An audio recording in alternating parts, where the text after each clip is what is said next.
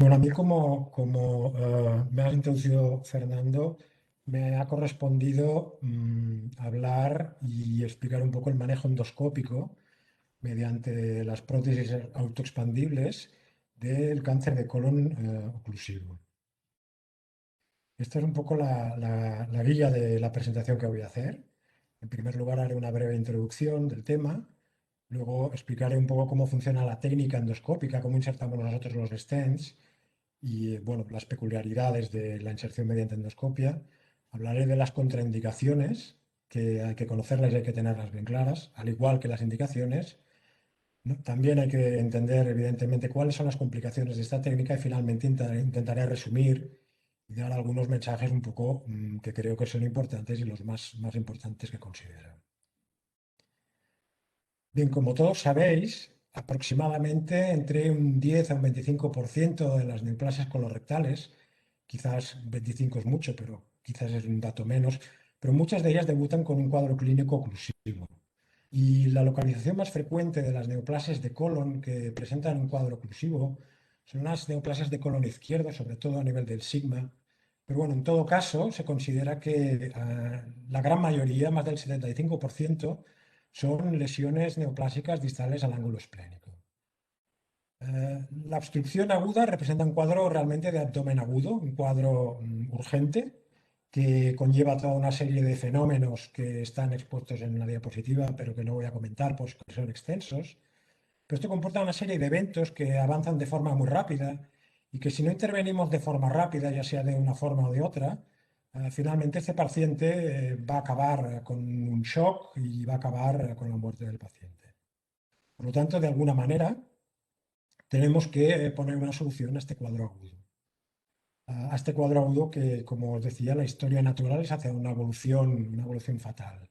Y hasta hace no muchos años, hasta hace unos 30, 35 años, únicamente disponíamos de la cirugía urgente de colon. Cirugía urgente, y claro, nos enfrentábamos a un cuadro agudo, a pacientes a veces añosos, a veces con problemas, evidentemente deshidratados, con comorbilidades. Y esta cirugía urgente de colon pues comportaba una morbilidad y una mortalidad muy altas. En todo caso, morbilidad y mortalidad que evidentemente eran muy superiores y son muy superiores a lo que se puede considerar la cirugía programada, la cirugía electiva del cáncer de colon rectal, que normalmente debe ser inferior a un 5 o un 6%. De aquí la idea de las ventajas potenciales de los stents en las oclusiones por cáncer de colon. Evidentemente su misión es conseguir la descompresión del colon, el cuadro suboclusivo, el cuadro oclusivo, resolverlo lo antes posible.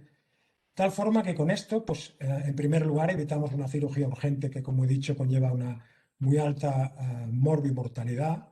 Evitamos evitamos la realización de estomas que normalmente se tienen que hacer en estas cirugías urgentes. Si conseguimos descomprimir el colon mediante los stents, unos días que son muy importantes para estabilizar al paciente, para corregir las alteraciones hidroelectrolíticas, para tratarlo con antibióticos en caso de que esté infectado, para optimizar sus comorbilidades, pacientes que a veces están en insuficiencia cardíaca o están descoagulados o tienen insuficiencia respiratoria o incluso insuficiencia renal. En estas situaciones es frecuente que lo tengan. Pues de esta forma conseguimos optimizar al paciente y, no menos importante, hacer una estadificación reglada del cáncer que tienen, conseguir un poco una idea para poder luego presentarlo en el comité clínico oncológico, y con todo ello lo que conseguimos es resolver el cuadro clínico y poder optar por una cirugía electiva que será mucho mejor para el paciente y que además esta cirugía electiva tendrá mucha mayor posibilidad de hacer la laparoscópica, lo cual es mucho mejor para los pacientes. Los stents fueron introducidos, el primer reporte data de 1990-1991, en que un autor, Domoto, describe la utilización del stent de colon como un método de tratamiento paliativo de la oclusión de colon para el cáncer de colon, para evitar la inserción de un estoma. Esto fue, digo, un artículo publicado en el año 90 en alemán, luego posteriormente se publicó en inglés en el año 91. No fue hasta unos años más tarde, en el año 94 y en el año 95, en que un grupo de médicos españoles, radiólogos y cirujanos, presentaron la técnica del stent como puente a la cirugía. Ellos describieron la inserción de stent en 4 pacientes que estaban ocluidos, que tenían una oclusión aguda, pusieron los stents por método radiológico, resolvieron estos 4 pacientes y luego de forma electiva los pudieron operar de forma mucho más tranquila. A partir de este momento, pues la técnica se popularizó, fue ganando adeptos, fueron apareciendo pues, estudios de series, luego más adelante aparecieron estudios retrospectivos y también prospectivos, que lo que hacían era comparar un poco pues, la cirugía versus la radiología, o otros comparaban la cirugía versus la colocación de stents mediante endoscopia digestiva para los cuadros agudos de obstrucción de cáncer colorectal, de tal manera que si hacemos una búsqueda en PubMed, actualmente encontramos pues, más de 1000 artículos relacionados con este tema. Y si os fijáis en esta diapositiva, en esta parte de abajo de la diapositiva, la gran mayoría de estos artículos se han publicado, estos estudios se han realizado en los últimos 10 años y sobre todo a partir del año 2010, 2011 hasta la actualidad. Bien, pasando un poco a las consideraciones técnicas del manejo endoscópico. En primer lugar, lo que tengo que explicar es que esto endoscópicamente es una técnica mixta. Nosotros utilizamos la endoscopia para insertar los stents, pero nos tenemos que ayudar de la fluoroscopia porque normalmente llegamos a la neoplasia con la colonoscopia y evidentemente estamos en la parte distal de la neoplasia y no vemos la parte proximal, no vemos más allá. Y la única manera de guiarnos y de poder trabajar es ayudándonos mediante la fluoroscopia. Entonces necesitamos pues, de la ayuda de la radiología para poder hacerlo. De tal forma que esto en realidad es una técnica mixta endoscópica fluoroscópica. Con respecto a la preparación de los pacientes, ¿cómo nos preparamos? Bueno, pues normalmente un paciente ocluido no lo vamos a preparar como los preparamos para una colonoscopia de forma electiva, porque son pacientes pues, que si los preparamos con la solución evacuante pues tendrían un riesgo importante de aspiración o de empeorar la oclusión. Entonces lo que se hace normalmente es el empleo de enemas ya sea de agua o enemas Cassens, al menos para limpiar un poco la parte distal del colon ocluida y poder llegar hasta la neoplasia. Con respecto a la sedación, evidentemente es conveniente sedar a los pacientes. Lo que pasa es que también tenemos que tener cuidado, si disponemos de un anestesista es lo ideal, pero no podemos hacer una sedación muy profunda porque estos pacientes están ocluidos y cuando realizamos una sedación muy profunda también podríamos tener la complicación de que hagan broncoaspiraciones. No hay indicaciones claras de utilizar la antibioticoterapia, no hay ninguna pauta establecida, no hay ningún guión. Con respecto a la colonoscopia propiamente, esto es una técnica que es una técnica de endoscopia avanzada y si podemos realizarla con insuflación de CO2 en vez de aire, bueno, pues un poco como hacemos en las técnicas avanzadas, en colonografía retrógrada, una econdoscopia, si disponemos de esta posibilidad, pues es mucho mejor y sobre todo tratándose de un paciente ocluido. Tipo de stents que utilizamos. Los stents que actualizamos actualmente en endoscopia son stents que están fabricados con nitinol y que son stents no recubiertos. Ahora me extenderé un poco más sobre este tema. El nitinol es un material que está compuesto a base de titanio y de níquel y que tiene unas particularidades muy concretas, que son las de que tiene una gran flexibilidad y una vez que el stent, que normalmente lo insertamos plegado, se distiende, tiene una fuerza radial importante, de tal forma que en un periodo de 12, 24, 48 horas máximo va a distenderse y va a poder solventar la estenosis. Con respecto al procedimiento en sí, bueno, perdón, esto es los tipos de stents que utilizamos en endoscopia digestiva. Utilizamos en stents que pueden ser cubiertos, hay stents también parcialmente cubiertos y luego stents no recubiertos. Los stents cubiertos, como estos de aquí, tienen una membrana de silicona por dentro y esto lo que hace es que no permiten un crecimiento intrastent, pero los stents estos al estar cubiertos pues tienen una mucha mayor migración y estos son stents que normalmente utilizamos en endoscopia digestiva en patología benigna, en patología sobre todo esofagogástrica. Con respecto a los stents no cubiertos, estos stents no cubiertos pues tienen la malla que está abierta, no en membrana. Esto permite que el stent se fije de forma mucho más firme, por lo tanto hay mucha menor migración y estos son los stents que utilizamos de forma convencional y que son los stents que utilizamos bueno, como medida de elección en patología maligna del colon, en estos casos de obstrucción maligna. Tenemos varios tipos de casas comerciales que tienen los stents, stents que tienen diferentes longitud, que tienen diferentes diámetros y que podemos utilizar. Los más utilizados, al menos en nuestros centros aquí en España, pues son los de Boston Scientific y los de Cook, también los coreanos van muy bien.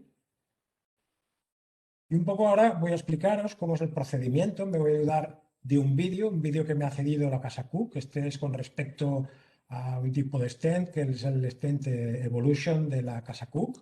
Aquí tenéis un poco cómo se coloca. Aquí tenéis un ejemplo, tendríamos el endoscopio en la parte baja, tendríamos el colon, y esto representaría pues la neoplasia estenosante oclusiva de colon. Lo primero que hacemos normalmente es pues, intentar llegar de forma frontal a la neoplasia. A través del canal de trabajo, del canal de biopsia, intentamos pasar una guía y esto probablemente es la parte más difícil de la colocación del stent por vía endoscópica, porque claro, no vemos la parte distal, entonces para colocar bien la guía y sobrepasar la neoplasia es cuando nos tenemos que ayudar de la fluoroscopia. Vamos viendo continuamente por fluoroscopia la imagen y finalmente, tras varios intentos, a veces lo conseguimos enseguida, pues colocar la guía. El siguiente paso que realizamos frecuentemente es que también a través del canal de biopsia pasamos un catéter, que bueno, aquí no se ve, pero pasamos un catéter sobre esta guía. Con el catéter llegamos hasta aquí, instilamos contraste y de esta forma podemos hacernos una idea de cómo es esta estenosis, de tener un poco una idea aproximada de la longitud de la estenosis. Si bien, bueno, como todos sabéis, normalmente estos pacientes disponen de un TAC previo, que el TAC ya nos da mucha información. Después retiramos este catéter y procedemos a insertar a través del canal de biopsia pues, el instrumento que nos va a permitir vehiculizar el stent, que es un stent que está pues, lógicamente totalmente pegado. Es una inserción que se llama through the scope, a través del endoscopio. Pasamos el stent, llegamos a la parte proximal y empezamos a desplegarlo. Es muy importante desplegarlo lentamente porque el stent muchas veces se moviliza. Lo vamos desplegando poco a poco y lo que también es importante es dejar al menos unos 2 centímetros proximales de tejido sano. Vamos desplegándolo poco a poco. También es importante que en la estenosis, en la parte proximal, el stent cubra unos 2 centímetros aproximadamente. Aquí ya lo tenemos, ya pues hemos colocado el stent y ya retiramos la bujía de inyección y retiramos la guía. Y el stent ya está colocado. Esta es la visión un poco que veríamos mediante la escopia. Es un poco la misma imagen. Esta es la colocación, esto es de forma más rápida, esta es la colocación del stent, aquí lo desplegamos. Esto es una imagen muy bonita, normalmente no lo vemos tan bonito. Lo vemos de otra forma, ojalá lo viéramos también. Y esto pues es la imagen un poco radiológica que obtendríamos. En esta diapositiva se muestra cómo quedaría ya desplegado el stent. Este es un stent que colocamos por vía endoscópica y que ya se ha desplegado y que se ha expandido, es decir, que lleva insertado pues, como mínimo 24 o 48 horas. En esta otra diapositiva, en esta otra foto, lo que podéis ver pues es un stent ya que lleva un cierto tiempo, porque veis que el stent está englobado ya un poco en la neoplasia. Aquí veis el smesh, le veis la malla del stent que está englobado y veis cómo todo este tejido de granulación que crece alrededor del stent, y esto es un fenómeno que se produce en todos los stents normalmente cuando los colocamos por vía endoscópica, tanto a nivel del tracto gastrointestinal alto, en los stents no recubiertos, como a nivel del colon. Bien, dos conceptos importantes que son el éxito técnico y el éxito clínico, a los cuales más adelante me referiré. El éxito técnico se define como el éxito en la inserción y el despliegue del stent a través de la estenosis. Y el éxito clínico, pues lógicamente, se define como la resolución precoz de la obstrucción, del cuadro agudo de obstrucción. Y más tarde veremos que estos dos conceptos son muy importantes y marcan un poco el pronóstico y el éxito de la técnica de la inserción endoscópica. Antes de pasar a explicar cuáles son las indicaciones, eh, antes de que nos comenten a un paciente si le vamos a colocar o es posible colocarle un stent por vía endoscópica, tenemos que ser conscientes de cuáles son las contraindicaciones. Contraindicación absoluta se considera que es la perforación. Un paciente que tiene una neoplasia de sigma, de colon izquierdo, y que el TAC nos dice que está perforado, no es una indicación, esto es una contraindicación para colocar un stent por vía endoscópica. Otras contraindicaciones son los cánceres de recto muy distal, normalmente se consideran unos 5 o 7 centímetros de la línea dentada. Y esto porque estos stents, una vez abiertos tan cerca de la línea dentada, realmente producen muchas molestias a los pacientes, producen dolor, producen tenesmo y en muchos casos producen incontinencia. Entonces, en estos casos de cáncer de recto tan distal no es conveniente colocarlos. Tampoco en estenosis largas, porque las estenosis largas son complicadas de sobrepasar y además las complicaciones, sobre todo con lo que respecta a las perforaciones, son más fáciles. Una contraindicación relativa que se dice pues, en la literatura es que en el TAC nos digan que haya una dilatación excesiva del ciego y esto se dice porque al hacer la endoscopia, pues ya con esta dilatación, si además enchuflamos, pues tenemos un riesgo de perforación ya no a nivel de donde está la estenosis, sino a nivel cecal, por ejemplo. Otras contraindicaciones serían pues, pacientes que tienen una comorbilidad muy severa o una muy mala expectativa de vida, y entonces en estos casos pues, realmente no nos planteamos colocarle un stents. Pacientes que tienen coagulopatías severas. Metástasis peritoneales no es una contraindicación en sí, pero sí que es cierto que dificultan mucho la técnica y además es más fácil producir perforaciones.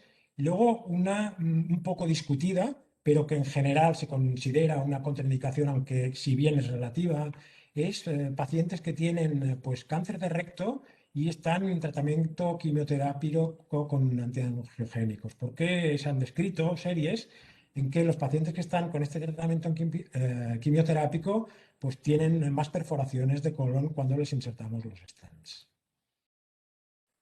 Y vamos ya con las indicaciones, con la base. Pues hay básicamente, y todos lo sabéis, dos indicaciones fundamentales. La primera es el tratamiento paliativo para el cáncer de colon avanzado sin posibilidad curativa. Son pacientes que no son operables, que no tienen posibilidad curativa y por lo tanto decidimos hacerles algún tratamiento paliativo y en estos casos el stent es una buena opción. La segunda indicación, que es algo más discutida y que pues luego la podemos discutir en el puente a la cirugía, lo que llaman los anglosajones el stenting as a bridge to surgery. Y de esta forma lo que se intenta es evitar una cirugía urgente, posibilitando, una vez está optimizado el paciente, pues hacer una cirugía electiva que, como mencionaba al principio, pues es una cirugía que será en principio mucho más beneficiosa para los pacientes. Un aspecto muy importante que quiero comentar y que comentan las guías, sobre todo la guía europea, la más reciente, la de 2020, que luego comentaré, y también la guía japonesa del tratamiento del cáncer de colon colorectal, es que hay que reservar la colocación de stents colónicos para pacientes con síntomas clínicos y signos radiológicos de obstrucción maligna del colon y que además no tienen signos de perforación. Es decir, que no se recomienda la colocación de stents de forma profiláctica. Y esto se menciona porque hasta hace unos años, pues a veces lo que hacíamos los endoscopistas, y creo que bueno, pues en algunos sitios se sigue haciendo, es hacer una colonoscopia, ver que hay una suboclusión, pero que bueno, consigo pasar al endoscopio, pero considero que este paciente tiene un riesgo de obstrucción a corto término y por lo tanto le voy a poner un stent. Bueno, pues esto es lo que no hay que hacer, porque realmente la historia natural de este paciente no sabemos cuál va a ser y este paciente, si le colocamos el stent, lo sometemos al riesgo de la perforación o de otras complicaciones que conlleva el stent. Y por contra, este paciente, pues probablemente lo que hay que hacer es intentar pues, optimizarlo y realizar la cirugía de forma electiva lo antes posible, antes de que se obstruya de forma definitiva. ¿Cuáles son las indicaciones del tratamiento paliativo? Bueno, un poco ya lo he dicho. Son los pacientes con cáncer colorectal obstructivo en estadio 4, pacientes que no son quirúrgicos, o pacientes que tienen contraindicaciones claras a la cirugía, pacientes muy añosos con muy mal estado general, o que tienen una cardiopatía muy severa, o que tienen un EPOC muy severo, o que tienen un performance status muy malo y que son pacientes que no son tributarios de cirugía. En estos casos, los estudios que se han publicado, los estudios clínicos randomizados y estudios de metaanálisis más tardes que se han publicado, pues ha mostrado realmente resultados favorables de los stents frente a la cirugía urgente. Si bien los resultados clínicos con respecto a la descompresión del colon son un poco equiparables, sí que los stents obtienen beneficios. Obtienen beneficios con respecto pues, a una menor tasa de ostomías, lógicamente, una menor tasa de complicaciones frente a la cirugía urgente, una menor estancia hospitalaria y además, una vez colocado el stent, una mejor calidad de vida de los pacientes, pues porque son portadores del stent y no portadores de una ostomía. Si bien es cierto que la mortalidad a corto plazo es básicamente similar en las dos situaciones. De tal manera que, bueno, pues la mayoría de las guías que se han publicado consideran que las prótesis autoexpandibles pues son el procedimiento paliativo de elección para el cáncer de colon obstructivo que no tiene posibilidades curativas. Esto se refleja también en la última guía europea de la Sociedad Europea de Endoscopia Digestiva, que se hizo un update en el 2020, y que cuando habla de la indicación clínica del stent paliativo, comenta que la SGA recomienda la colocación de stent colónicos como el tratamiento preferido para la paliación de la obstrucción maligna del colon, con una recomendación fuerte y con una evidencia de alta calidad. Además, recomienda que la quimioterapia es un tratamiento seguro en pacientes que se han sometido a la colocación de un stent colónico de forma paliativa. Bien, pasamos a la otra indicación, el puente a la cirugía. El puente a la cirugía, bueno, ya hemos comentado que aquí tenemos dos posibilidades.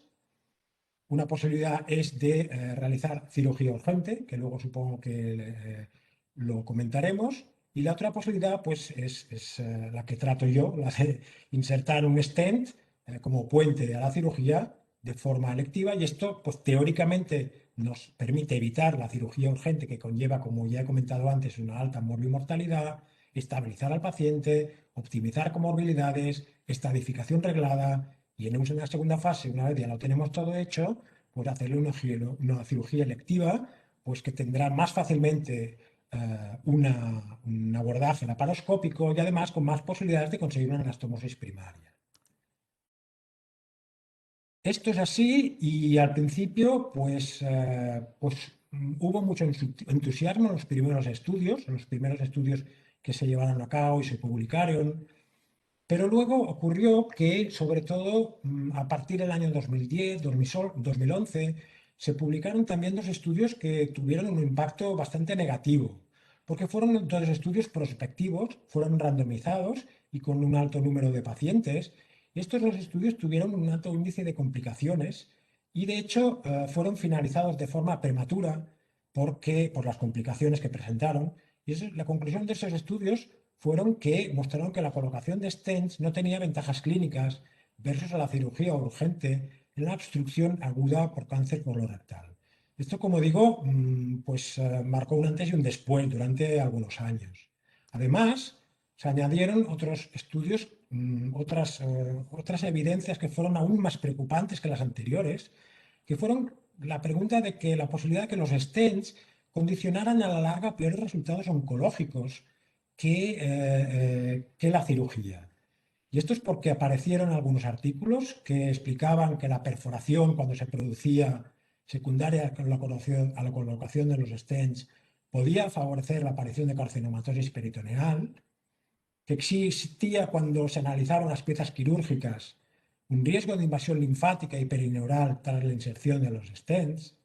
Además, que la manipulación del tumor podía favorecer la diseminación metastásica, se veía que habían células cancerígenas a distancia.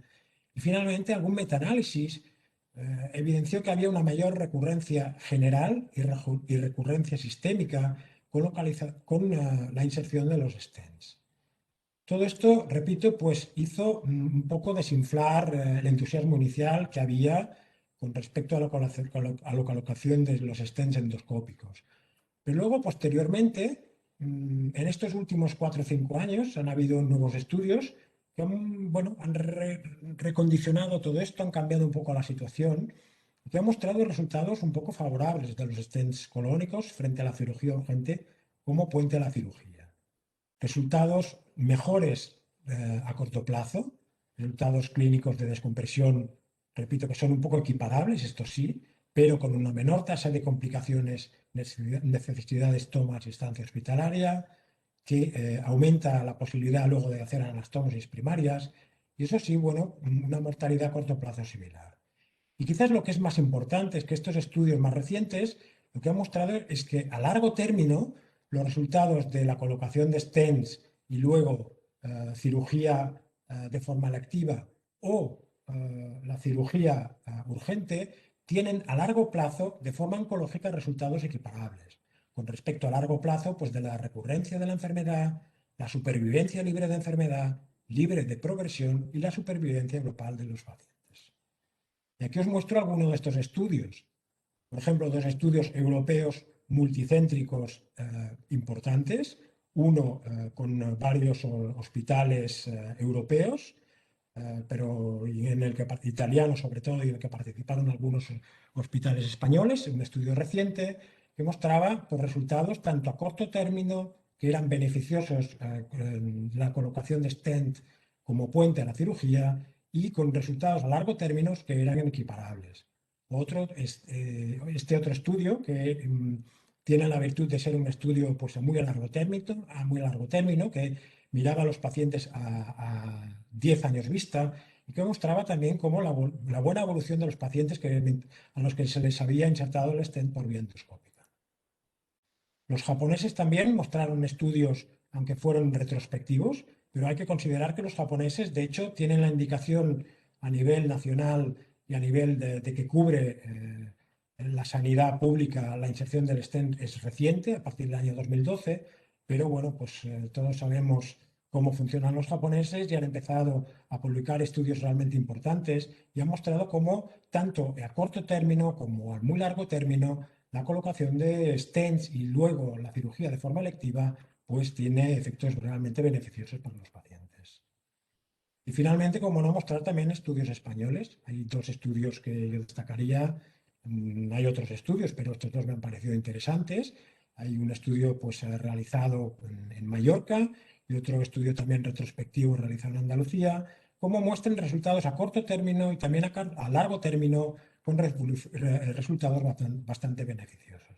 De tal forma que un poco como a modo de resumen de estos últimos estudios, de estos últimos 4 o 5 años, que los resultados de estos estudios muestran resultados favorables a corto plazo de los stents versus a la cirugía urgente como puente a la cirugía electiva, y con respecto a los resultados oncológicos a largo término, diríamos que son bastante similares. ¿Qué diferencia hay posiblemente entre aquellos estudios en los que habían marcado pues, dificultades y habían tenido que no habían resultado beneficiosos, y estos últimos estudios que sí que han tenido éxito? Pues básicamente, aunque es meramente especulativo, pero básicamente probablemente está en relación a la técnica. Y estos estudios que no habían resultado resultados óptimos, habían tenido un éxito técnico de inserción del stent bastante bajo y además habían tenido un índice de perforación muy alto. Y este otro estudio, por ejemplo, francés, también el éxito técnico fue bastante bajo. Por contra, todos estos últimos estudios que se han realizado en estos últimos años, tanto el éxito técnico como clínico es muy alto y el índice de complicaciones ha sido muy bajo. Tanto es así que, por ejemplo, la Sociedad Europea de Endoscopia Digestiva, que en el año 2014 hizo una primera guía y que no contemplaba como indicación clínica la inserción de stents como puente a la cirugía, ahora ha cambiado el criterio y la ESGE, de hecho, recomienda la colocación de stents como puente a la cirugía, siempre y cuando esto sea consensuado dentro de un proceso de toma de decisiones compartida, pues con un equipo multidisciplinar, con los cirujanos, con los radiólogos, con los sociólogos, y como una opción más de tratamiento en pacientes con cáncer de colon izquierdo obstructivo potencialmente curable, pues como una alternativa a la resección de emergencia. Un aspecto importante es que cuando optamos por esta vía, cuando luego vamos a optar por operar a los pacientes, bueno, pues la ESGE recomienda de hacerlo en un tiempo aproximadamente unas 2 semanas después de colocación del stent, que dé tiempo a optimizar a estos pacientes, a recuperarlos, a estadificarlos, pero no tampoco alargarlos demasiado en el tiempo, porque si dejamos los stents demasiado largo, pues también estos stents a largo plazo pueden causar complicaciones. Y luego otro aspecto que comenta la ESGE y que es muy importante, como hemos comentado, que es la colocación de esos stents colónicos. Se trata, de hecho, de una técnica de endoscopia avanzada y esto debe ser realizada o supervisada directamente por un operador con competencia, tanto en colonoscopia como en técnicas fluoroscópicas, y que además realiza la colocación de stents colónicos de forma regular. Y esto tiene pues, una recomendación fuerte. Además, en los últimos años, como os decía, pues los japoneses se han puesto a publicar estudios de la colocación de stents como puente hacia la cirugía y han tenido un índice de éxito técnico y endoscópico realmente espectacular, superior al 90%. Así, por ejemplo, esta primera serie, pues nada más y nada menos que 312 pacientes en el que les que lo colocan stents por vía endoscópica como puente a la cirugía y pues con éxito técnico y éxito clínico superior al 90%. O esta otra serie que nada más y nada menos unos 500 pacientes. O finalmente esta última serie que bueno, que está hecha a partir de unos datos de una base de datos, pero incluyen un total de 1.800 pacientes, nada despreciable. Y además con la dificultad de que estas obstrucciones son obstrucciones por cáncer de colon a nivel del colon derecho, que por lo general se consideran obstrucciones mucho más difíciles de obstruir. De tal forma que viendo estos resultados, pues todo esto augura pues, un buen futuro para la posibilidad de colocar stents como puente a la cirugía en estos pacientes con cáncer de colon que presentan obstrucciones agudas. Bien, ya voy acabando. Los stents tienen complicaciones y tienen complicaciones frecuentes. Las podemos dividir en precoces y tardías. Las complicaciones precoces, las más importantes y las más peligrosas, son la perforación, sin lugar a dudas, hasta dependiendo, bueno, pues en las series japonesas muy poco índice de perforación y en otras series, pues en otras series más antiguas, pues cuando no estás tan ducho en la colocación de los stents y no has colocado tantos, pues existe el peligro. Luego la migración de los stents. Esos stents, de vez en cuando no consiguen desplegarse del todo, a veces migran y entonces hay que optar por algún tratamiento alternativo. La hemorragia es una complicación menor porque normalmente suele autolimitarse y finalmente el dolor abdominal. También tenemos complicaciones tardías. Una vez puestos los stents, al cabo de un tiempo, los stents, ya sea por la fuerza radial que están realizando la neoplasia, puede perforarse y por eso la ASGE recomienda, y otras sociedades también, la sociedad japonesa, de no demorar en demasía la cirugía electiva una vez puestos los stents. Estos stents también tienen la complicación de que se pueden obstruir, porque normalmente las lesiones neoplásicas, normalmente sobre todo cuando las colocamos con indicación paliativa, pues las neoplasias tienden a crecer a través de las mesh, a través de las mallas del stent, y finalmente pueden llegar a obstruirse estos stents. Y finalmente, de forma tardía, también pueden migrar estos stents. ¿Qué nos dicen las guías de la ESGE con respecto a estas complicaciones? ¿Cómo solventarlas? Bueno, pues la indicación curativa, cuando la obstrucción del stent o la migración se produce en los pacientes en los que se ha puesto el stent como puente para la cirugía, la ESGE normalmente lo que sugiere es una cirugía preferente, en lugar de volver a darle vueltas y de considerar la colocación de nuevo stent colónico con un riesgo añadido con esta nueva técnica. Sin embargo, en el contexto paliativo, pues se puede optar por la reintervención endoscópica.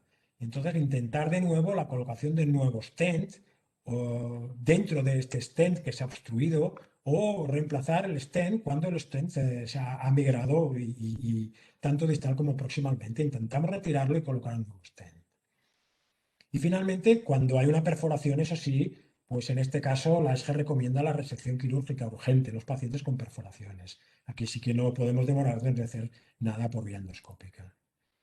Ya para acabar, lo que se suele decir, mensajes para llevar a casa, que está muy de moda, o sumario de mi presentación, en la que he intentado pues, resumir los aspectos más importantes, que yo diría que son que la colocación endoscópica de stents en el cáncer de colon colorectal obstructivo puede considerarse indicada para la descompresión colónica, pero siempre y cuando esté indicada en pacientes que tienen una obstrucción manifiesta, clínica y radiológica y que no tienen signos de perforación.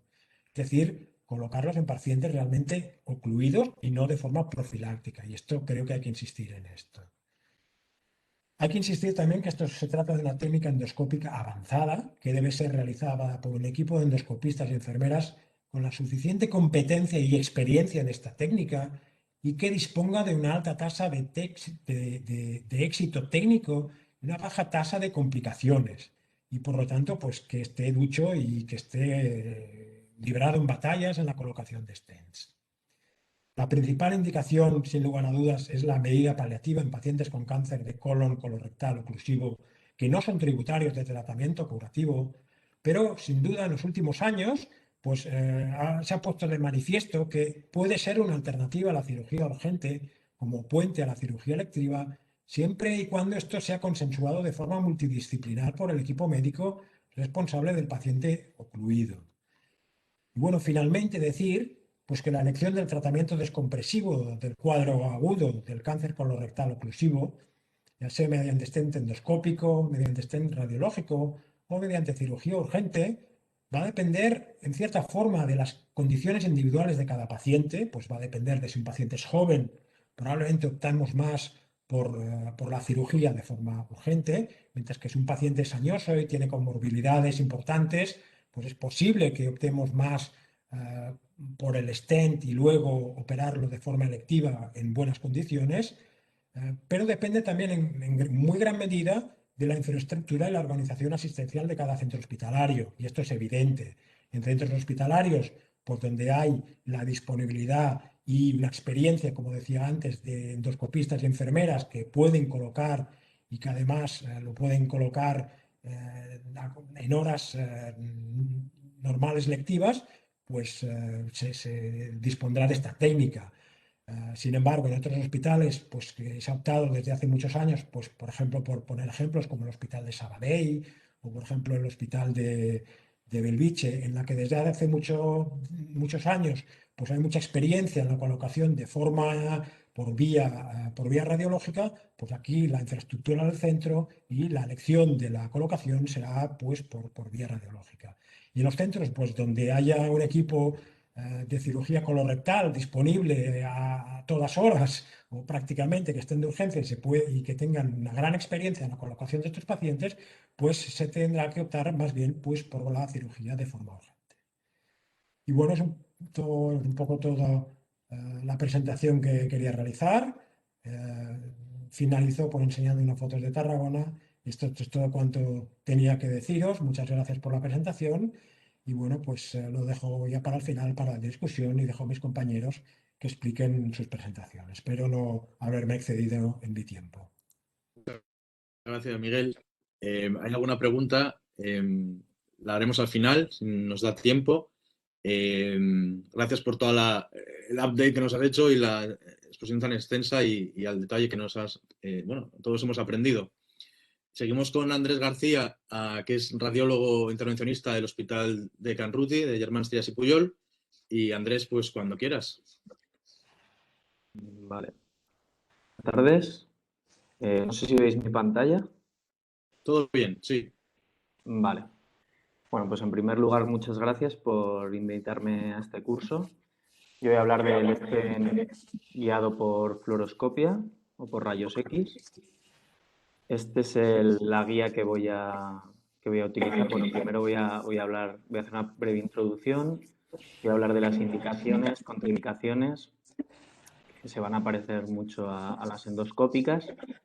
La preparación previa al procedimiento que realizamos nosotros, en qué se basa exactamente la colocación del stent de colon mediante fluoroscopia, luego el manejo después del procedimiento, resultados, las posibles complicaciones y su manejo, y luego conclusiones.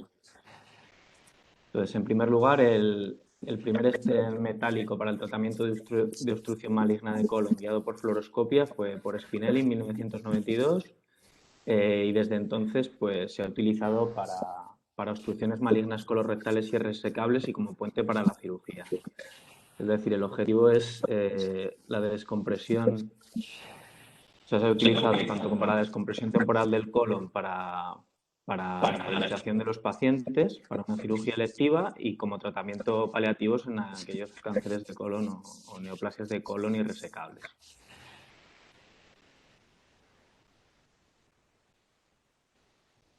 Vale.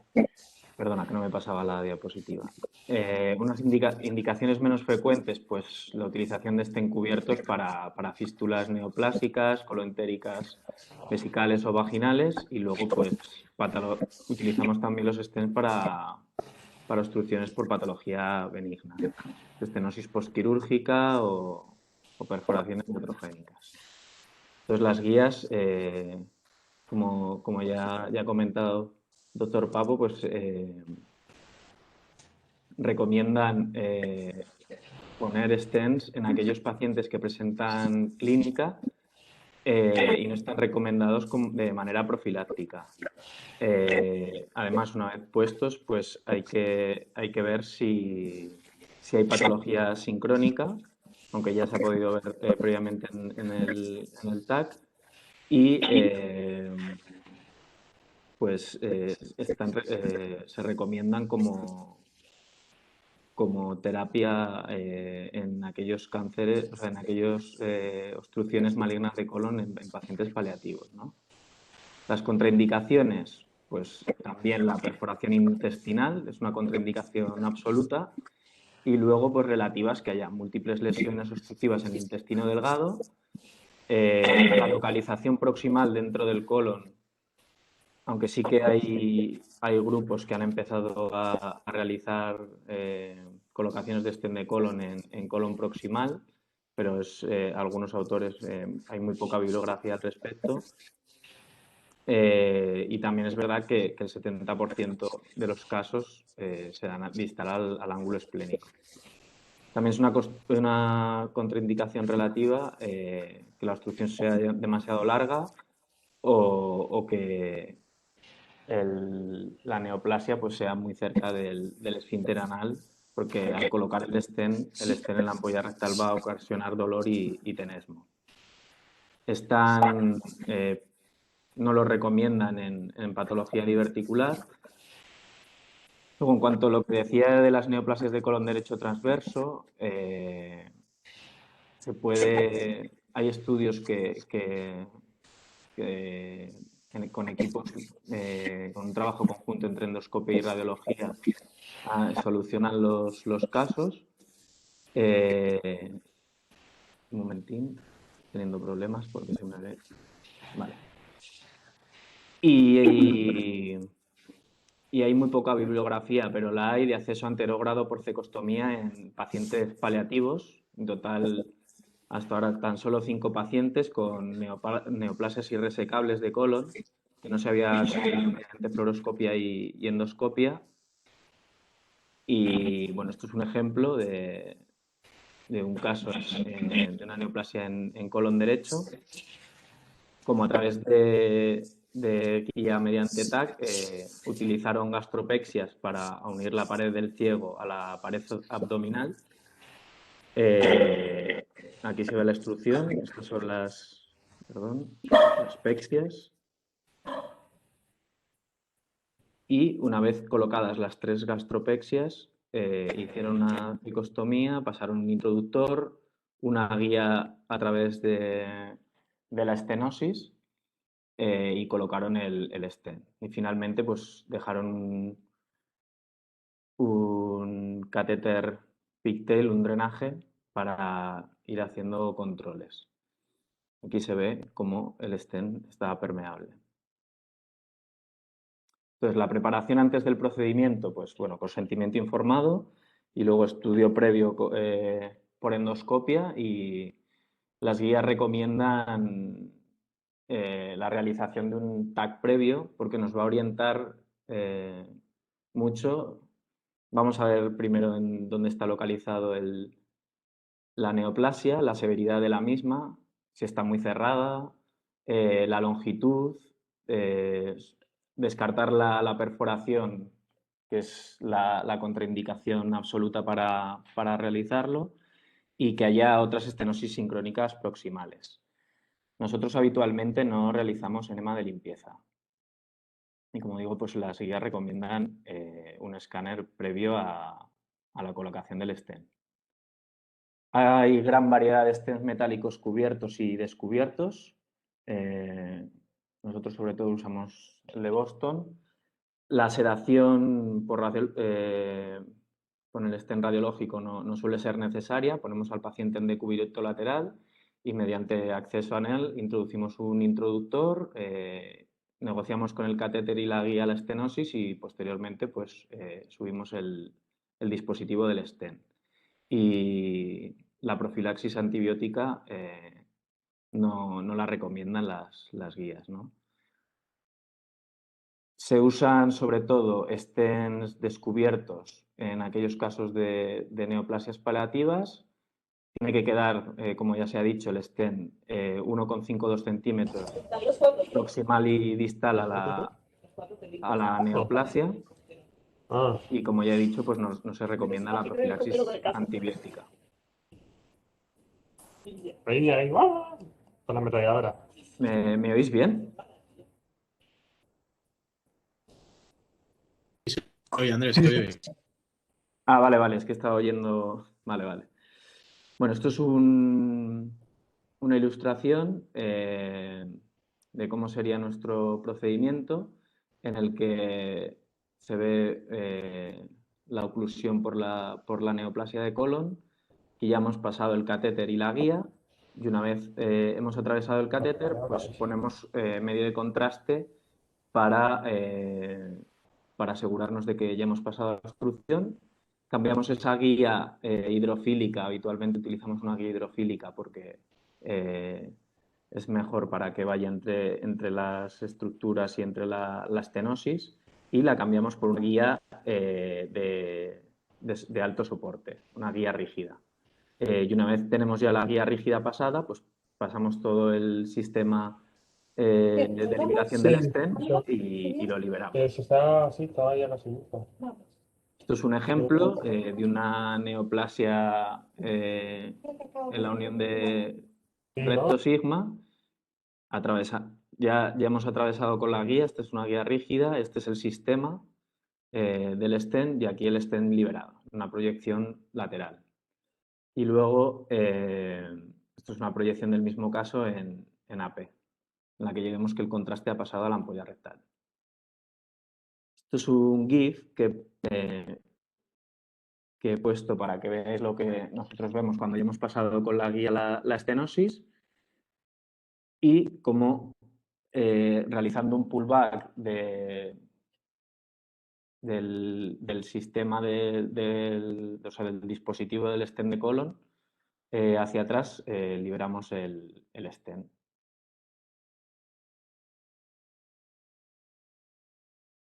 Habitualmente se produce una evacuación rápida en las primeras horas.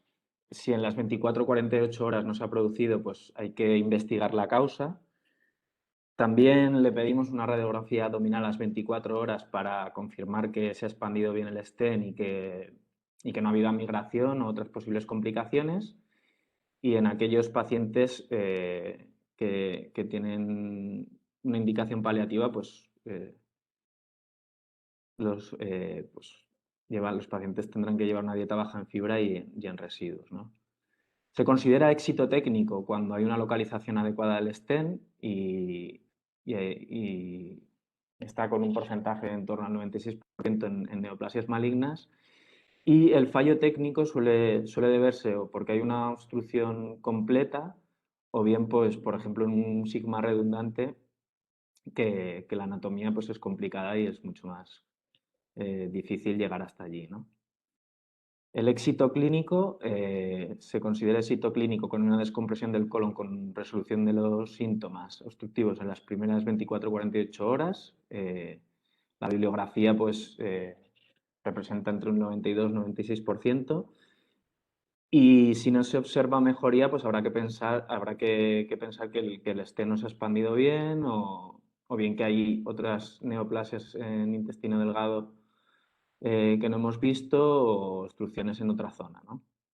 La complicación más temida, pues también es la perforación, se da en torno al 4% y suele ser dentro de los primeros días, es más frecuente, dentro de los 30 primeros días, se debe a una excesiva manipulación de la guía o a dilatación con balón de la estenosis, que actualmente las guías desaconsejan totalmente la dilatación porque favorece la perforación y además también favorece la migración.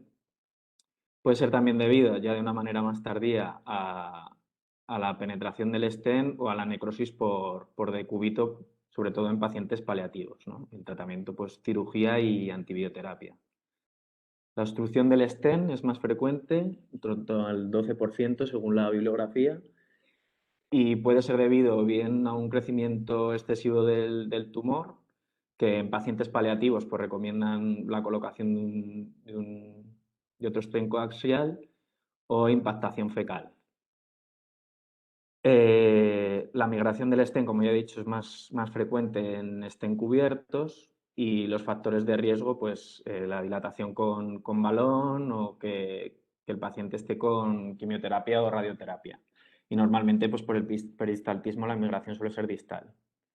Otras complicaciones menos frecuentes pues, son el sangrado rectal o dolor anal abdominal o tenesmo, sobre todo, como he dicho antes, pues en las lesiones rectales en las que dejamos el stent en la ampolla, cerca del esfínter anal, ¿no? Entonces he puesto algún caso.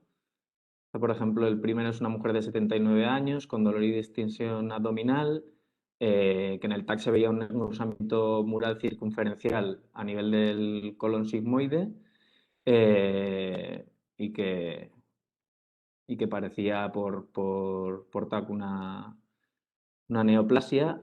Le pusimos un stent. Esto ya es la imagen en la que hemos pasado la guía rígida y estamos con el sistema de liberación del stent. El stent ya liberado, son placas oblicuas. Y a los 18 días, pues, se le repite el escáner porque la paciente pues, no realizaba deposiciones, ¿no? Si vemos bien el escáner en un corte axial, vemos crecimiento tumoral en la parte proximal, también en una proyección coronal. Aquí está el inicio del stent y como hay neoplasia proximal a él, entonces volvimos a entrar a través del stent, pusimos contraste, vimos cómo efectivamente se veía la estenosis, pasamos la guía rígida y de nuevo pusimos un stent coaxial al que ya había puesto, ¿no? Y aquí vemos cómo el contraste ya ha pasado a la ampolla rectal. Esto es otro caso de un hombre de 59 años con antecedentes de diabetes, cirrosis, con una neo de sigma T3 que llega a urgencias con dolor abdominal y sin deposiciones, ¿no? No realiza deposiciones. Entonces, en el escáner vemos una oclusión intestinal por neo de sigma a unos 20 centímetros del ano, con dilatación proximal. Aquí podemos ver en el escáner, en el corte axial y en el sagital, un crecimiento de la pared del colon, con incluso afectación de la grasa perilesional y con ganglios reactivos. Y aquí vemos ya, una vez liberado el stent, en una placa lateral y anteroposterior. Y luego otro caso de una mujer de 73 años con antecedentes de hipertensión y artritis reumatoides, que llega por dolor abdominal y vómitos, le realizan un escáner y presenta una oclusión intestinal por neoplasia en colon descendente. Y bueno, si os fijáis, este caso era un poco más complicado porque tenía un sigma bastante redundante y vemos como hemos pasado la guía ya de soporte, el sistema de liberación del stent y el stent ya colocado con la típica imagen en corazón de manzana de las neoplasias de colon.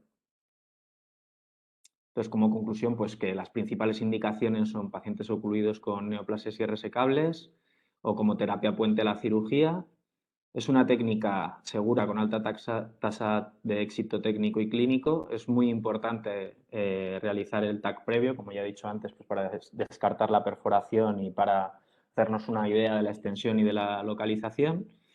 Las complicaciones son poco frecuentes y tratables y bueno, en lesiones proximales pues se recomienda un trabajo conjunto entre endoscopia y radiología. Esta es la bibliografía que he usado y muchas gracias. Muy bien, Andrés, muchas gracias. Veo que los endoscopistas y los radiólogos tenéis mucho éxito técnico y clínico, ¿no? A ver qué nos dice ahora la doctora Marta Pascual, que nos va a hablar un poco de la cirugía urgente o no del cáncer de colon oclusivo. Cuando quieras, Marta.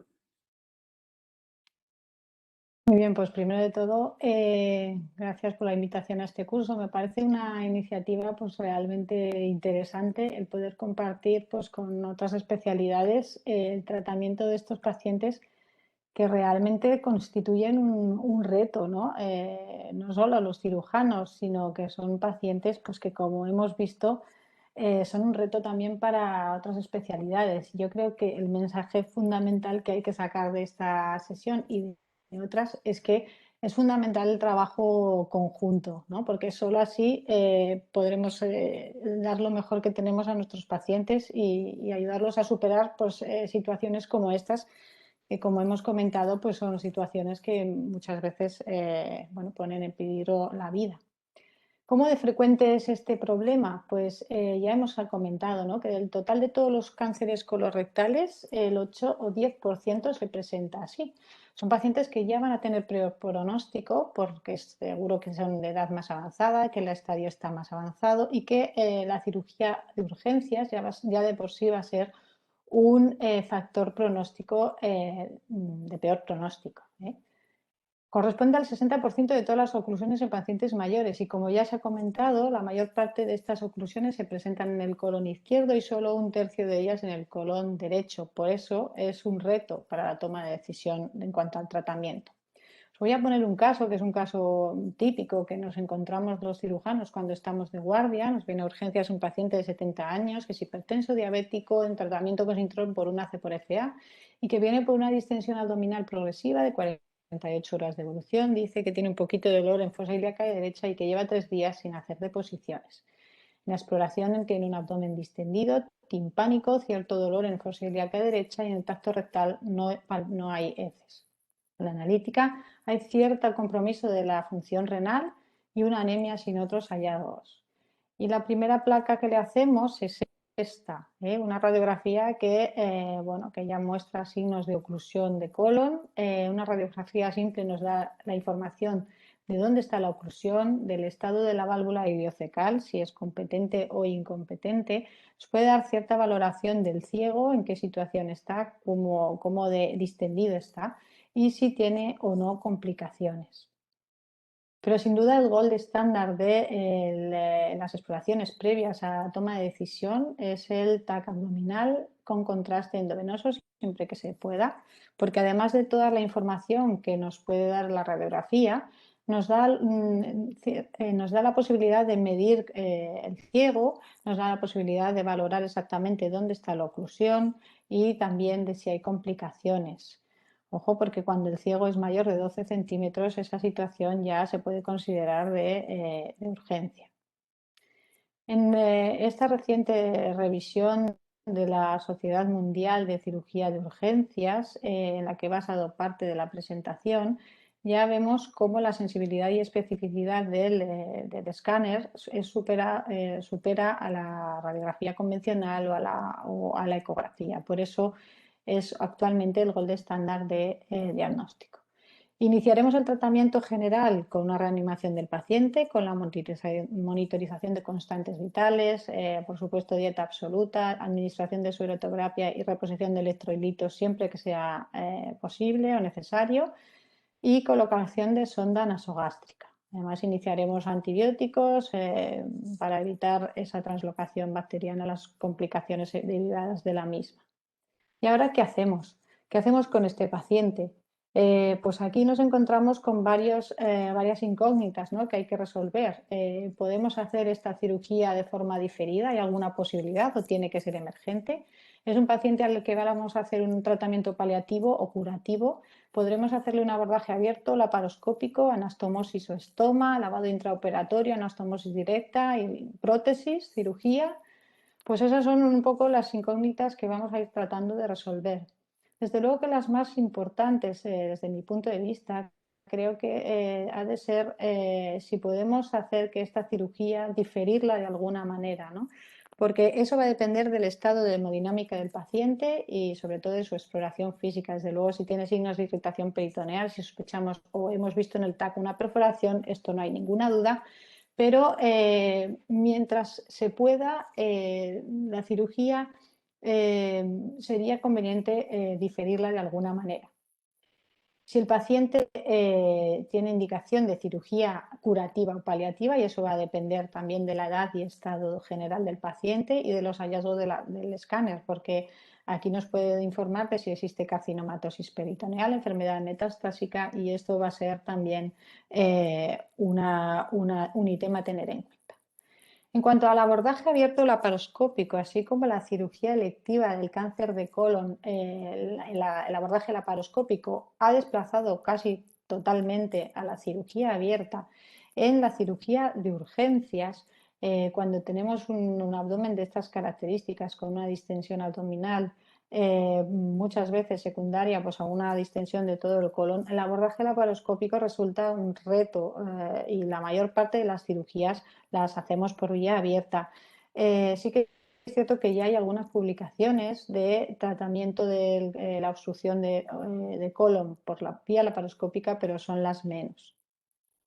Y entonces nos encontramos ante varias situaciones en función de dónde esté localizada la obstrucción. Si la obstrucción está localizada en el colon derecho, cosa que hemos dicho que es menos frecuente y por tanto también la literatura al respecto es hay menos literatura, tenemos varios tipos de abordaje. Uno de ellos sería un estoma derivativo, que en este caso sería una ileostomía. Otro abordaje sería una resección con una ileostomía y fístula mucosa, es decir, sin hacer anastomosis. Otra sería la resección y anastomosis primaria, y otra sería la resección y anastomosis con un estoma derivativo. Este último es el menos frecuente de los utilizados. Probablemente en la obstrucción de colon derecho es menos frecuente, pero también nuestro objetivo principal como cirujanos debería ser conseguir una resección oncológica segura y intentar hacer una anastomosis siempre que el estado del paciente nos lo permita.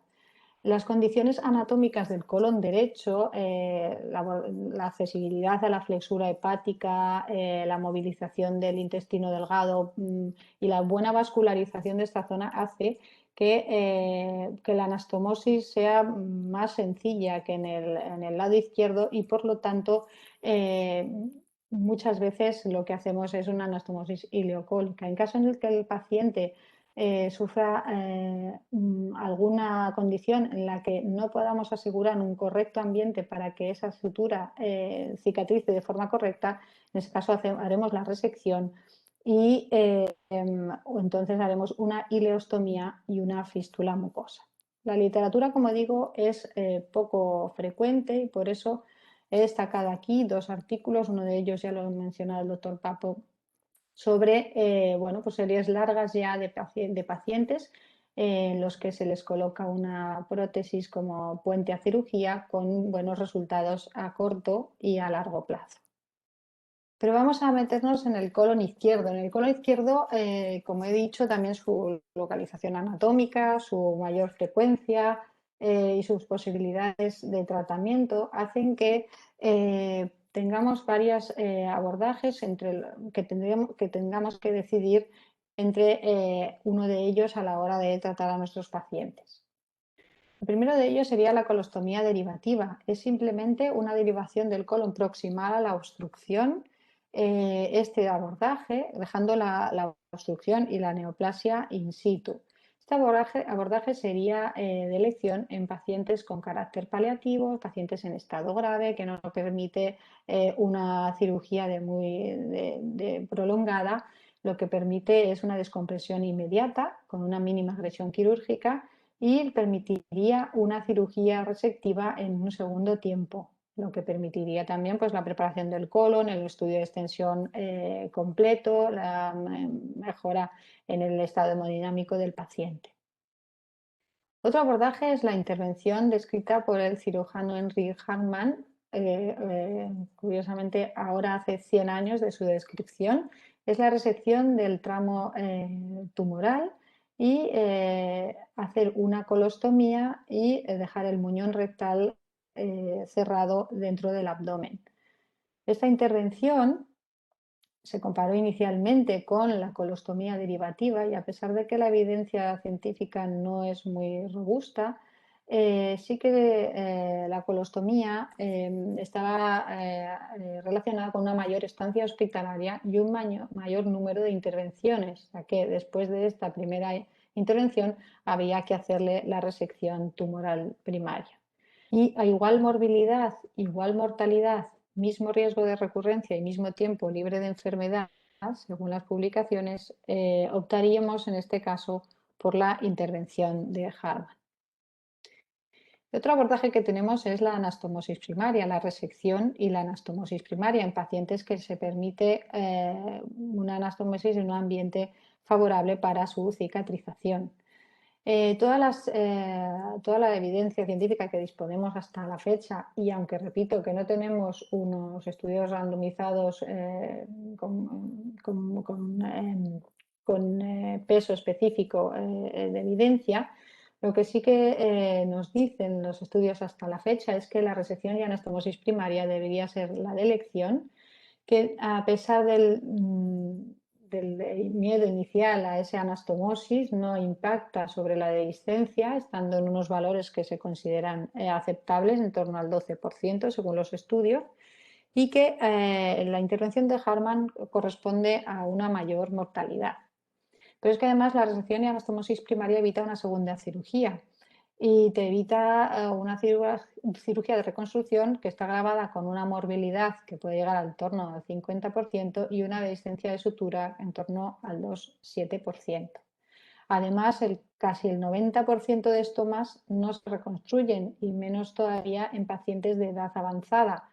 ¿Por qué? Porque la mayor parte de estos pacientes van a precisar un tratamiento adyuvante o porque progresa la enfermedad. Por lo tanto, en estos casos, siempre, como digo, sea posible, optaríamos por una anastomosis primaria.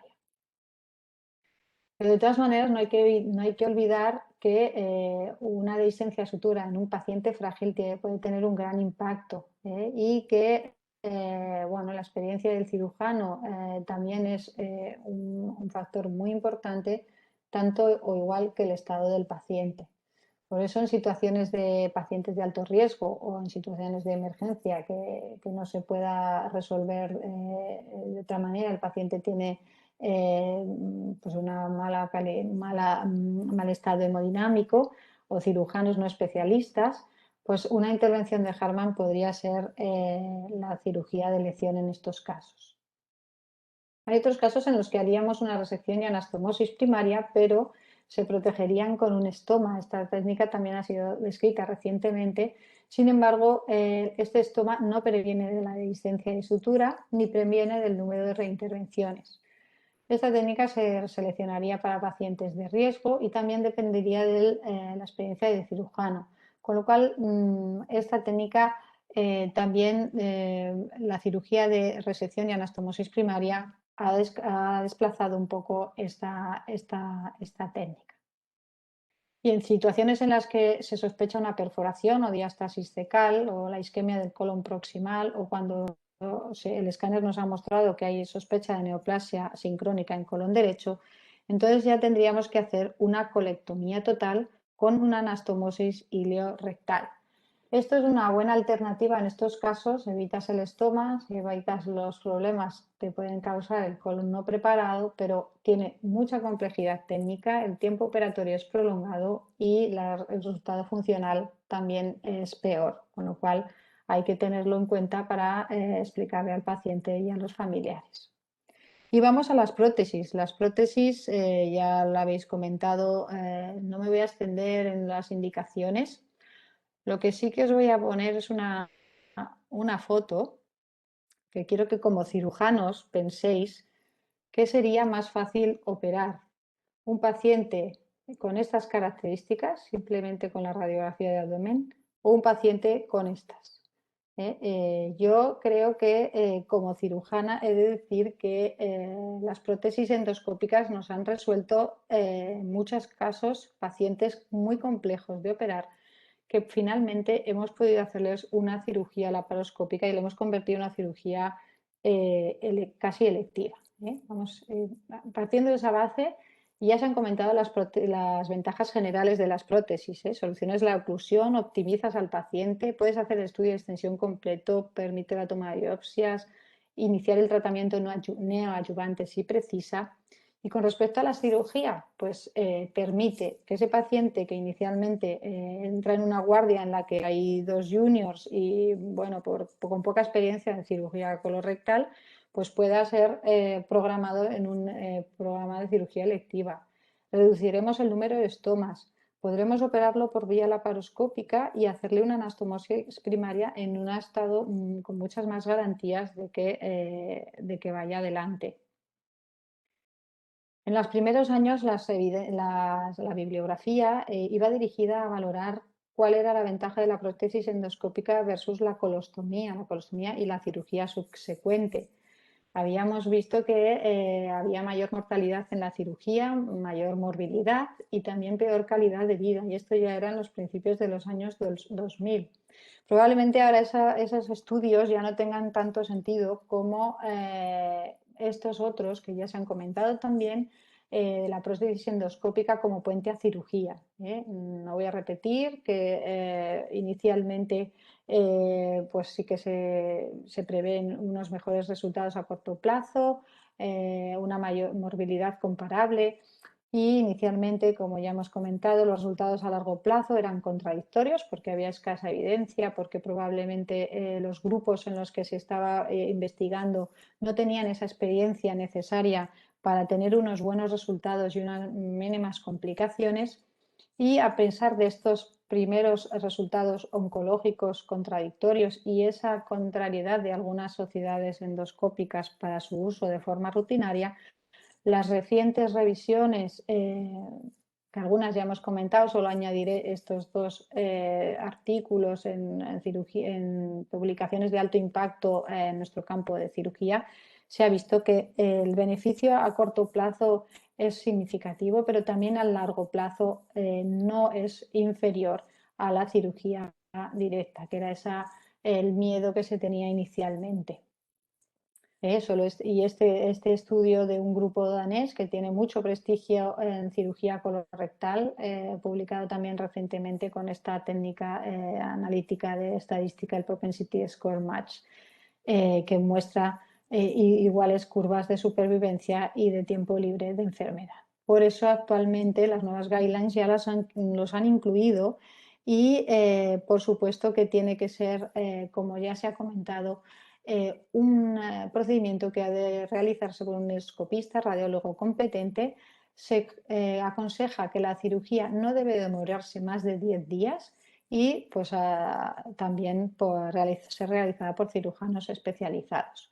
Os quería compartir algunas de las guidelines que tenemos actualmente, las guidelines de la Asociación Española de Cirujanos, en la que, bueno, en cuanto al colon derecho, ya vemos que hacen diferenciación entre la estabilidad o inestabilidad hemodinámica para decidir si se hace cirugía urgente o no y si hay posibilidad de anastomosis o no. El recto no lo he mencionado, creo que es un tema que ha de tratarse aparte. Y en cuanto al colon descendente o sigma, pues también la inestabilidad va a tener mucha importancia y la intención curativa, ¿no? en cuanto a qué tipo de cirugía hacer.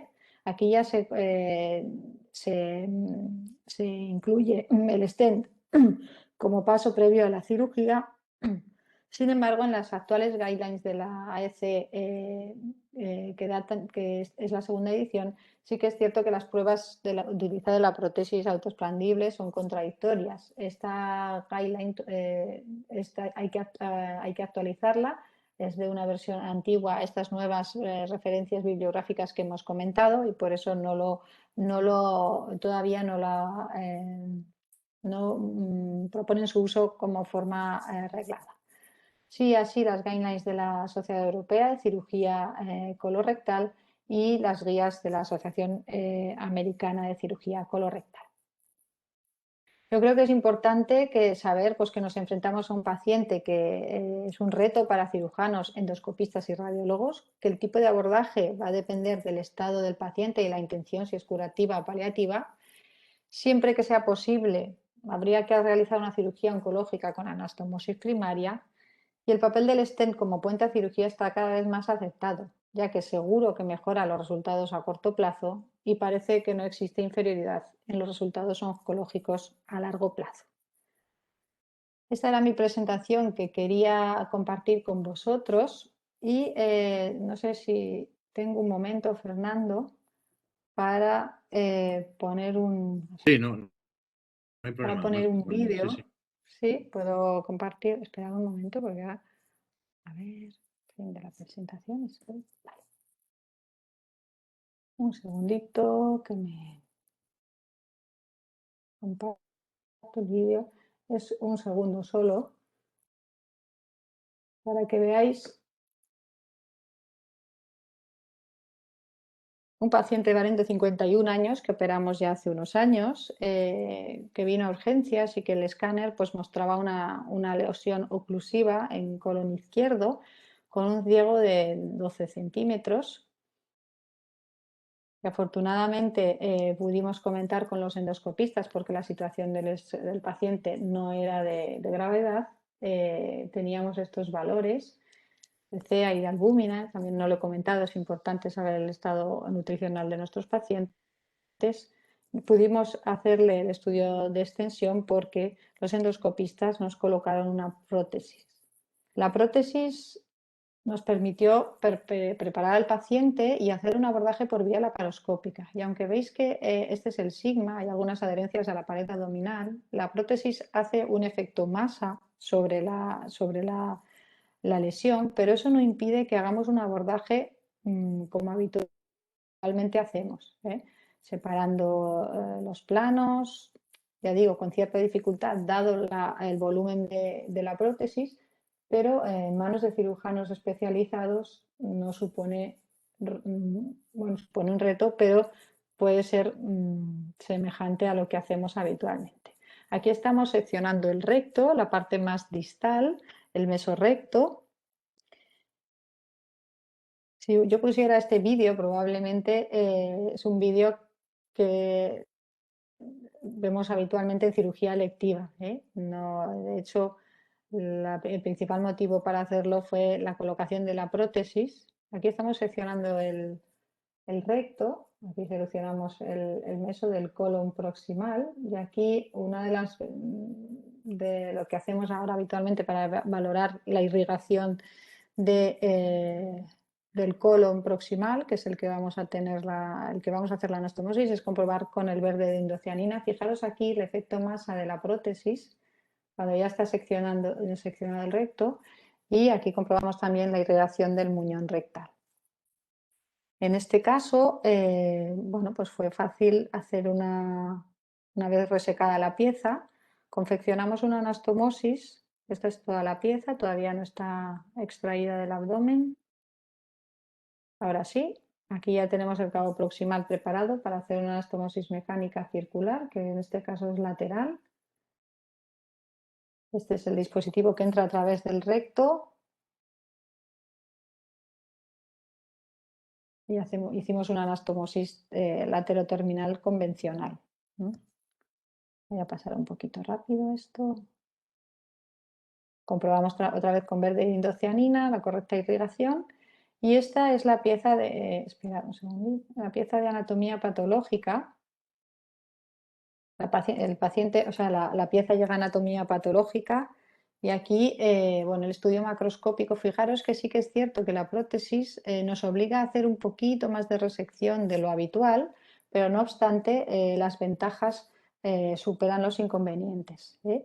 Y esta es otra de las imágenes de anatomía patológica en la que veis, casi no es apreciable la prótesis, aquí se ve un poquito, pero bueno, esta es la neoplasia, que es de relativa longitud, es muy importante también, como comentábamos, la longitud de la neoplasia.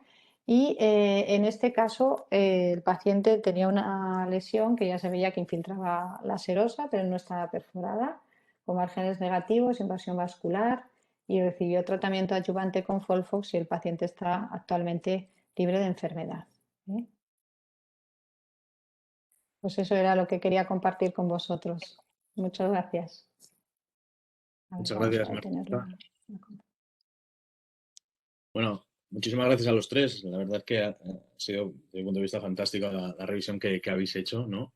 Eh, yo creo que como conclusión así un poquito más final es que efectivamente en los últimos años, sobre todo los cirujanos, hemos aprendido que tanto los radiólogos como los endoscopistas son aliados, ¿no? Que nos ayudan mucho y más en esta patología que hemos sufrido todos levantando colon realmente complicados en urgencias, ¿verdad? Hay una pregunta del público para Miguel que pregunta si puedes precisar qué grado de coagulopatía y poner algún ejemplo de comorbilidad que contraindique la colocación del stent. Si me escuchas, ¿estás por aquí? Sí, sí, te escucho, te escucho.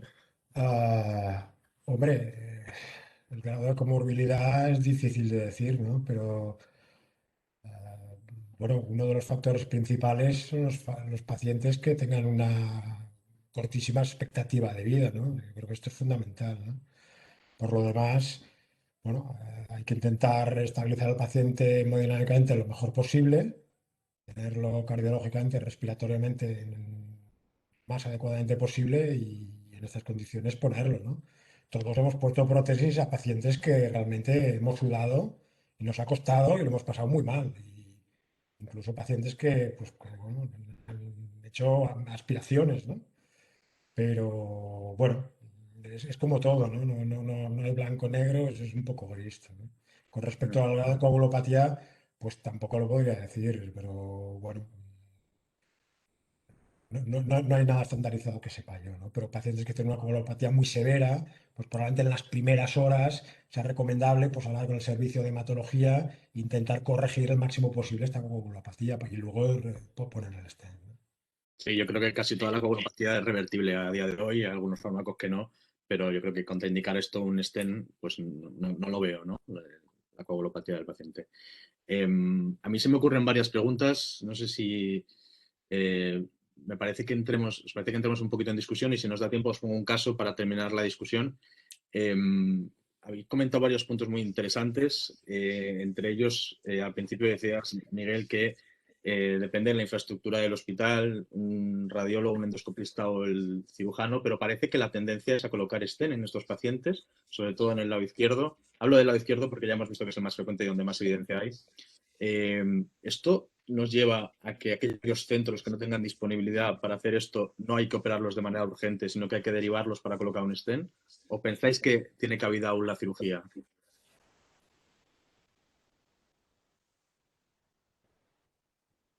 Yo te contesto si quieres. Venga. A ver, en nuestro centro no tenemos disponibilidad de radiólogo intervencionista ni de los endoscopistas están disponibles 24 horas al día, ¿eh? Entonces, en algunos casos que los ves claros, sí que hemos derivado pacientes para que nos colocaran una prótesis endoscópica antes de o endoscópica o radiológica. Yo recuerdo algún caso que hemos enviado a Partaulí, ¿eh? O sea que y es que eso, claro, depende del estado del paciente, es que esto es lo que es la base, ¿no? Entonces, del estado del paciente, del conocimiento que tengas tú de la cirugía, de cómo veas que va a ser beneficioso o no, Yo, dada la evidencia, fíjate que antes no había esta evidencia de los últimos años que hemos comentado para decir, oye, no pasa nada a largo plazo, pongamos prótesis porque va a ser beneficioso. Antes no lo teníamos, pero desde el punto de vista de un cirujano, la resección oncológica va a ser mejor, seguro, si tienes el colon que no lo tienes extendido. No sé lo que opináis los demás. Sí, de hecho, en el vídeo yo creo que nos lo ha dejado clarísimo. El vídeo ha sido la evidencia más clara de que colocar un stent es muchísimo mejor, ¿no? Estoy de acuerdo. Por supuesto, yo creo que no podemos olvidar, lo habéis dicho de los tres, es el estado general del paciente. Si el paciente tiene irritación peritoneal, este paciente hay que operarlo, no hay ningún tipo de duda. Yo creo que a nadie se le debería ocurrir poner un stent en este paciente o disimular la irritación peritoneal de este paciente. La tiene, hay que operarlo, no hay más, ¿no? Luego, efectivamente, la edad, aunque a día de hoy yo con la edad soy un poquito más laxo, creo que la edad, bueno, es más discutible. Pero también creo que el tipo de enfermedad que tenga este paciente, porque no es lo mismo un paciente al que le hacemos un TAC y vemos que una neoplasia de colon oclusiva, el paciente efectivamente está sintomático porque no hace deposiciones y no tiene enfermedad a distancia, al que tiene metástasis hepáticas. Habéis comentado, Marta, has dicho antes, de que mejor hacer anastomosis primaria que un Harman en un paciente de este tipo, pero si el paciente tiene metástasis hepáticas también, o lo pensamos un poco más por el riesgo de que nos falle la sutura, retrasemos la quimio. No, claro, es que esto, claro, sacar aquí conclusiones, esto siempre hay que hacer así, eso es imposible. Y además te diré otra cosa, o sea, nosotros siempre hay que hacerlo, como hemos dicho, de forma multidisciplinar, ¿no? Porque nosotros podemos tener muy claro el caso de un paciente para poner una prótesis, lo comentamos con el endoscopista y nos dice, oye, mira, es que esto yo lo veo muy largo, o veo un ciego que no. Incluso hemos llegado a hacer colocación de prótesis en quirófano con nosotros allá, ¿no? Yo creo que eso es un trabajo multidisciplinar. Claro que esto que me dices, hacemos anastomosis en un paciente con metástasis hepática sabiendo que eso puede retrasar el tratamiento con quimioterapia, seguro que no. Y eso también, pues bueno, trabajamos también de acuerdo con los oncólogos. Si tenemos tiempo de hacer un mini comité, ¿no? Pero claro, la decisión final sí que es cierto que va a depender un poco si estás a las 3 de la mañana y tienes el paciente, vas a decirlo tú. En ese caso probablemente haríamos un Harman, evitamos los riesgos que puedan ser derivados y ya veremos, ¿no? O sea, que esto no hay, lo que decías, no hay negro ni blanco. No, sin duda, además. Creo que la gama de grises en estos casos son muchísimas. Justo en este tema, la escala de grises es amplísima, ¿no? No voy a preguntar si es mejor por endoscopia o por radiología, porque me vais a decir que da igual, o que depende del centro, o qué, ¿no? Creo que la endoscopia tiene un valor añadido que es la toma de biopsias, porque en algún caso os habéis encontrado que ponemos un stent no cubierto con una sospecha de neoplasia y luego es una lesión benigna. ¿Esto lo habéis vivido o no? Sí, a veces por escáner se puede, en muy raras ocasiones, pues se puede confundir un problema de diverticulitis con una neoplasia. Y mucho más riesgo de perforación y no Ya es le hemos para puesto nada el stent, ya aconsejable. habrá que operarlo, ¿no? Cuando a día de hoy casi las diverticulitis operamos cada vez menos, ¿no? Pero bueno, algunas sigue habiendo, está claro. Y claro, a este paciente ya le hemos puesto un stent. Quizás la visión endoscópica que ve la lesión tumoral, el aspecto macroscópico de la lesión, nos da mucha información. Ya no digo esperar la biopsia, pero esa visión que tiene el endoscopista no la tenéis, ¿no? Los radiólogos, Andrés. Sí, ante la duda en el escáner, yo creo que de si es neoplasia o una diverticulitis, por ejemplo, se debería hacer endoscopia. Y si hay dudas, la colocación de un stent cubierto, ¿sí o no? ¿O esto no lo usáis, lo del stent cubierto? Estén cubiertos para fístulas, que es rarísimo, pero para caso de neoplasia siempre descubierto porque el cubierto es mucho más frecuente que migre. Migre, sí. Y yo no sé qué hace la mayoría de los centros. Yo vengo de una escuela donde se la ponía el endoscopista y ahora la pone el radiólogo. Y de hecho, cuando alguna vez se la pidió al endoscopista, bueno, poco más estoy loco, ¿no? O sea, que es muy centrodependiente esto, sin duda, ¿no? Porque depende de la experiencia. Y además lo habéis dicho, a medida que los radiólogos o los endoscopistas han ido ganando experiencia en la colocación de stent, la tasa de éxito es altísima. Los japoneses, a mí, el doctor Pavo me ha dejado alucinado, ¿no? Con la tasa de éxito de los japoneses, que yo creo que aún no la tenemos, pero que vamos acercándonos, ¿no? Porque esa experiencia que vais ganando con la colocación de stent y la gráfica que nos enseñabas al principio de los artículos en PubMed, la escala, la progresión que hay de esto gana más evidencia, más experiencia y sin duda los pacientes se benefician, ¿no? Me da igual el endoscopista o el radiólogo, ¿eh? Yo, que lo haga el que sabe y que lo haga bien y que luego al cirujano nos facilite las cosas, porque una prótesis mal colocada también al cirujano nos complica luego la cirugía.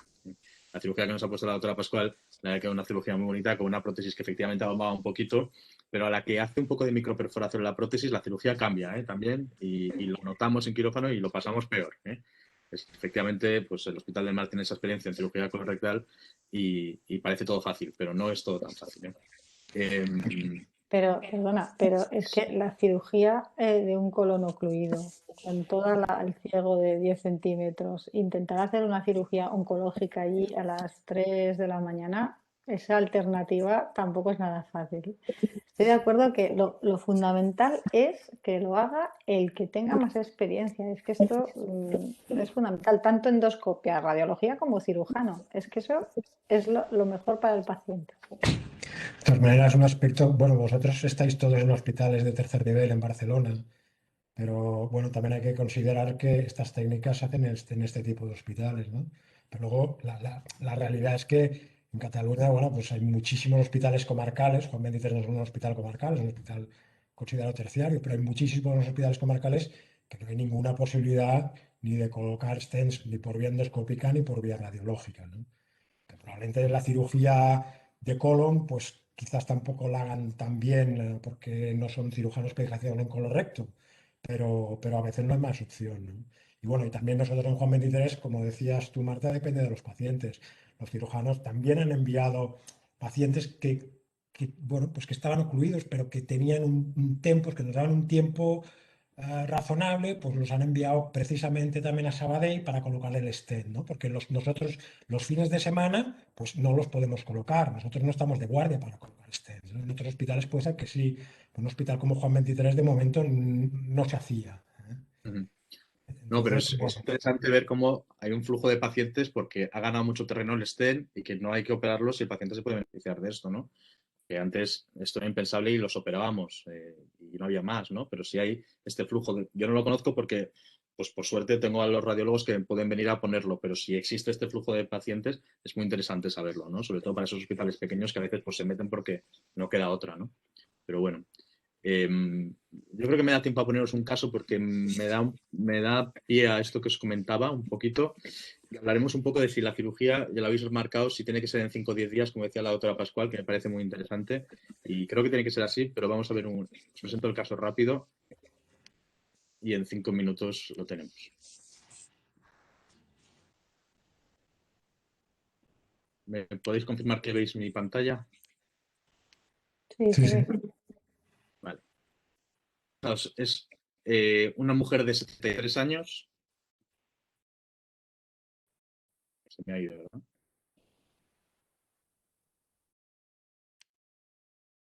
Una mujer de 73 años que viene en septiembre a la consulta derivada por su médico de cabecera por una anemia y con un TAC ya realizado donde decía que tenía varias lesiones hepáticas compatible con metástasis bilobares y un engrosamiento a nivel del colon de ángulo hepático.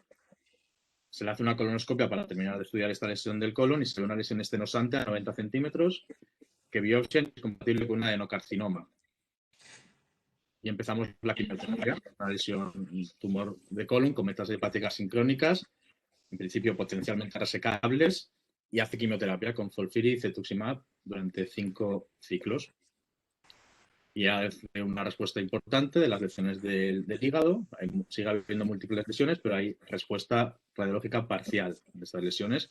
Aún así, el volumen del hígado no nos permite hacer una cirugía en un tiempo. Nos planteamos hacer la inversión terapéutica porque la paciente, en este caso, a pesar de ser una lesión estenosante, no tenía clínica.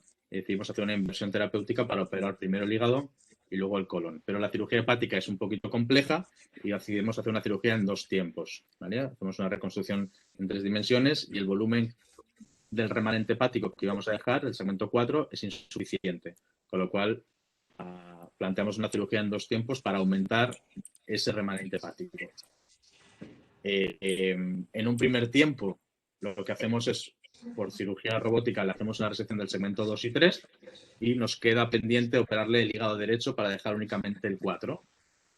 Se hace una embolización de la puerta derecha para dejar únicamente el 4, como les decía, pero a los 5 días de la embolización portal la paciente viene a urgencias con vómitos, dolor en el hipocondrio derecho, no tiene irritación peritoneal y la analítica pues únicamente destaca una PCR 78 con algo de elevación de las transaminasas hepáticas, como es lógico por la embolización portal derecha reciente.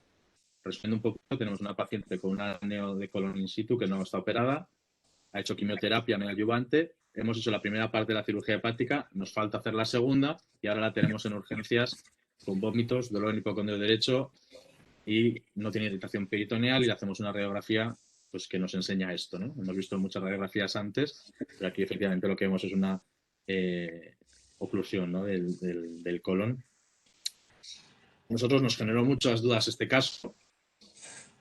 Si teníamos que poner una prótesis, radiología de endoscopia ya lo hemos hablado un poquito, o había que operarla. Sobre todo no sabíamos si había que poner una prótesis o había que operarla, porque nos falta un trozo de hígado para operar, está embolizada, y si la prótesis va mal, el hígado no llegará, y si la cirugía va mal, el hígado no llegará, ¿no? No sé qué hubierais hecho vosotros con un caso parecido a este. Pues vaya caso. Sí, es un caso real de hace un mes, ¿eh? No me lo he inventado. Me imagino. Bueno, lo primero ya es la dificultad técnica, ¿no? Porque es de colon derecho, de ángulo hepático, ¿no? Ya esto ya añade más Sí, dificultad aún. Para sí, la sí. resolución por prótesis, ¿no? Esto ya...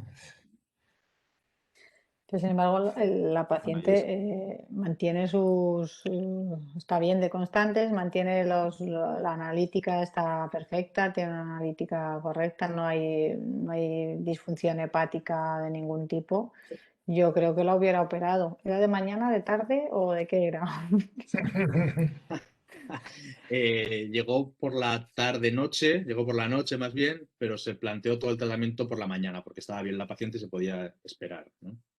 La Pues, hubiera operado del colon, le hubieras hecho la hemicolectomía derecha, entiendo. Yo me claro, espero es que porque me es este caso. claro, es que si la tienes ahora en una situación correcta, puedes hacerle la cirugía del primario, pero no lo sé, Por la por laparoscopia. anastomosis. La primera cirugía del hígado había sido por la paroscopia, ¿no? ¿Cuánto Sí, hacía de la primera? había sido por robot y habían Más pasado robot. 12 días. Y la quimio ya 12 días. Joder, 12 Habían días. pasado 12 días de la cirugía del hígado, sí. ¿Y la quimio la seguía llevando? No, ¿O ya...? estábamos sin quimio. Hombre, 12 días. Antes pensaba que había sido más lejos. Pues No, quizá... porque la habíamos operado, después le embolizamos el hígado derecho para terminar la cirugía a las 4 semanas del hígado. Entonces estamos en ese impasse de tiempo entre la cirugía completa del hígado y la cirugía del colon, ¿no? ¿La señora estaba en su casa o estaba en el Estaba en ingresado su casa, en su todavía? casa. Sí, en su casa, sí.